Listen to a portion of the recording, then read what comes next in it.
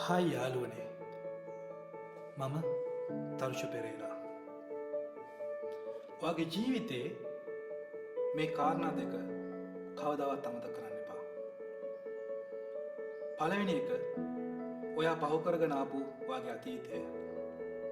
දෙවෙනි එක ඔයා ඉදිරියට යන්න යන ගමන.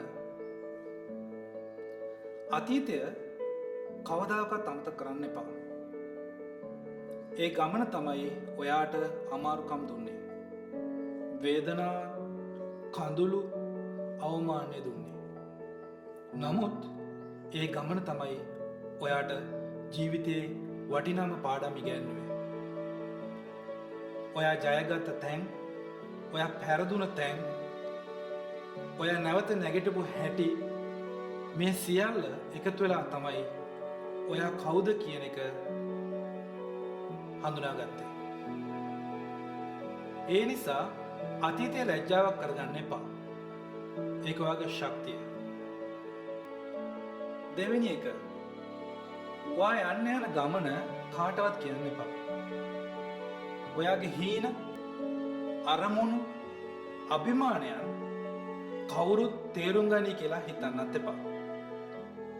සමහරු විහිළු කරයි. සමහරු ඔයා ඉදිරියට යන ගමන නවත්තන්න උත්සාහ කරයි. තවත් සමහරු ඔයා පරදින තුරු පැත්තකට වෙලා බලාගෙන ඉඳී. ඒකට කිසිම වටිනාකමක් දෙන්න එපා.